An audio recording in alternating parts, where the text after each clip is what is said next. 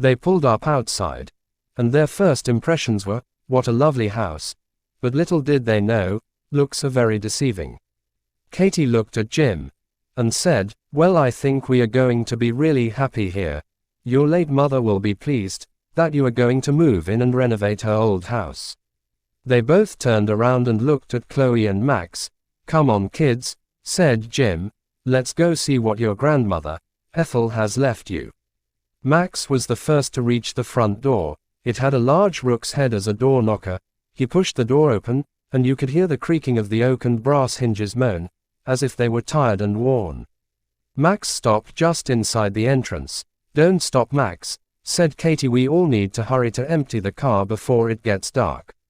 Jim turned on the hall lights. As everyone's eyes started to adjust, Jim noticed the huge chandelier above them. It was covered in cobwebs. "Looks like we have some cleaning to do," said Katie. Max and Chloe climbed the huge oak staircase. When they got to the top, they were both out of breath and quite red-faced. Chloe went to the left and down the long straight corridor. There were many doors on both sides, but she carried on walking, as if she knew where she was going. Eventually she stopped outside the last room on the right. She dropped her rucksack and doll, and began to open the door. Max walked to the right-hand corridor, which was dark and rather dusty. He came to the first room on the left. The door was already open and looked like it was in need of DIY. It was hanging on by one hinge. Jim went into the main lounge area and pulled away the large steel fire screen. Behind he could see someone had already set up the fireplace ready for lighting. There was small kindling, with straw and large logs on top. "Perfect," he said, in a appreciated and rewarding voice. He took out his cigar lighter and put the flame to the straw. The fireplace was heating the lounge in no time. Katie was in the enormous oak kitchen. She couldn't believe how big it was.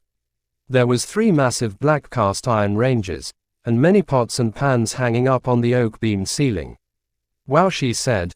"I'm going to enjoy cooking a family meals in here," she said. It was slowly getting darker now. Everyone was back outside. "I think this is the last of the boxes," Jim said, as they all carried stuff back inside. "Are you going to that shop down the road, Jim?"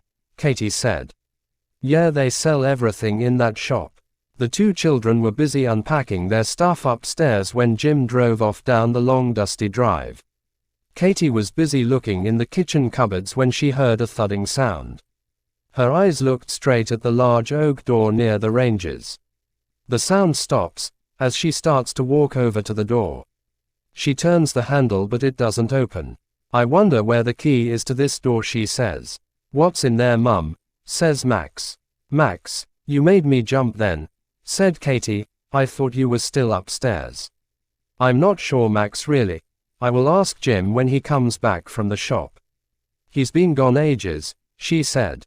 But just as she said that, they both heard the front door creak open and slam shut, with an echoing bang. "I'm back," shouts Jim.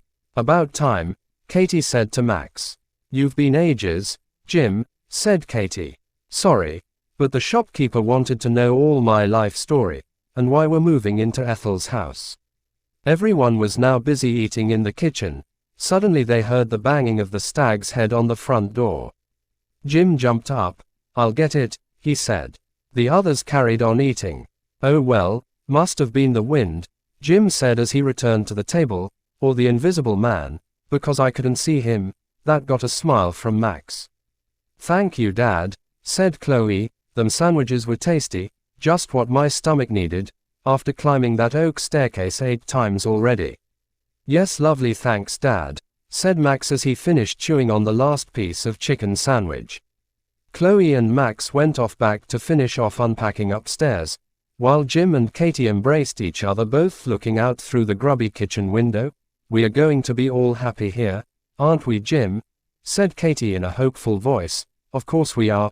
We are gonna be more than happy here," replied Jim. His voice didn't reassure Katie as much as she would have wanted, but she was grateful for the tight embrace. Katie carried on cleaning the kitchen cupboards. Jim put a few more logs on the lounge fire. Chloe was hanging the last of her clothes in her room. Max was still unpacking his Star Wars toys, and putting them pride of place, on the wide oak shelves above his bedroom fireplace. His bedroom was extremely large, and like all the rest of the house it was still fully furnished, exactly the same as the day Ethel's body was found. Nothing has been touched by the police or any other organizations who had visited the house. Max went over to his window and looked out over the lake, then his eyes drifted over to the boathouse. He could just about see a female figure moving inside the boathouse entrance. She was dressed in white and had a hat on. He carried on looking at the figure. It turned around and looked straight up at him. He crashed to the floor quickly so the person couldn't see him. "Damn, busted," he said loudly. After a few minutes, he slowly got back up and looked at the boathouse entrance. The woman in white was gone. Max carried on with his toys. Chloe had nearly finished hanging up her dresses when her eyes caught a glimpse of the beautiful arrangement of porcelain dolls on just one of many shelves in her room. She was still looking at the dolls as she walked towards the wardrobe. Just before her last step to the wardrobe, the doors on the wardrobe slammed shut. She was startled so much she dropped her dresses on the floor and screamed out loud. Katie was first on the scene, followed by Max, then Jim. "What's the problem, Chloe?" said Katie.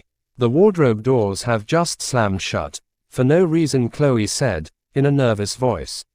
Jim and Max started laughing. "It's the bogey man," said Max. Katie put her arms around Chloe and gave her a comforting squeeze. "It's all a bit strange around here, but there's certainly no bogey man, is there, Max?" Katie opened the wardrobe doors and then picked up Chloe's clothes and put them swiftly on the wardrobe rail. "Thanks, Mum, and sorry for screaming." "It's okay, Chloe." "Wow, look at all these weird-looking dolls," said Max. "Careful, Max, they belong to my late grandmother. They're super rare and fragile," Jim said. Jim and Max both left Chloe's room and went downstairs into the lounge. The heat from the fire was so cozy. Jim sat in the big brown leather chair next to the fire. Max sat in front of the fire looking at a large, dusty and dirty-looking deer's head on the chimney breast. "I take it, you don't like the deer," said Jim. "No, it's horrible," said Max. "Its eyes look creepy, and they seem to follow you around when you move." Jim chuckled, and then added another log to the fire. "Oh, by the way, Mum wanted to know if you have a key to the door in the kitchen. She thinks it's a cellar door, but it's locked." "I might have a key, Max. I've found a big bundle of them in the cloakroom. Let's both go and see if one fits it." They both went to the cloakroom, and Jim picked up the bundle of keys. "Here, Max, you try them, while I make a nice pot of tea for us all." Max was trying each key in the cellar door, but each one wouldn't open it. "Having a tough time, Max," said Jim. "Not many left to try," said Max, sounding rather annoyed. Then suddenly, bingo, the door lock clicked and Max pushed open the cellar door. It was pitch black, so Jim fumbled around for a switch. "Aha, that's better," as he finally found the light switch. They both looked down. There were many wooden steps below. "After you, Max." "I don't think so," said Max. "It's your grandmother's house, so you go first," he said, quite sheepishly. Jim was just going down the first couple of steps when Katie said, "Oh, you found the key then?" "Yeah, no shit." Max followed Jim down the steps. At the bottom they could see it was huge, and would take a while to explore everything. "Let's go back up, Max. We can explore here another time." Max really wanted to explore, but Dad was right. "We've got plenty of time to come down here." "So what's down there, guys?" said Katie. "Too much for today," said Jim, "but it is the cellar, that's for sure." It was getting darker outside now. "It's time we all got some sleep," said Katie. "Yeah, I'm not gonna disagree there," Jim replied. Luckily they had all brought sleeping bags with them. The beds were too dusty and dirty to sleep in. "Okay, you both go upstairs, and I will see to the fire and lock the doors," said Jim. "Nighty-night," said Max as he ran up the oak staircase. "Nighty-night, young man," Jim and Katie said simultaneously. Max zipped up his sleeping bag right up to his ears. It was warm and snuggly. His Star Wars objects were lighting up the room. They had built-in lighting systems, and now and again his large Darth Vader figure would talk when someone triggers its motion sensors, but it was always known to randomly speak even if nobody triggered it. Max heard both his mum and dad go to their bedroom. It was 2 bedrooms away from him. Someone switched the last of the house lights off, and now Max's room was lit only by his Star Wars toys.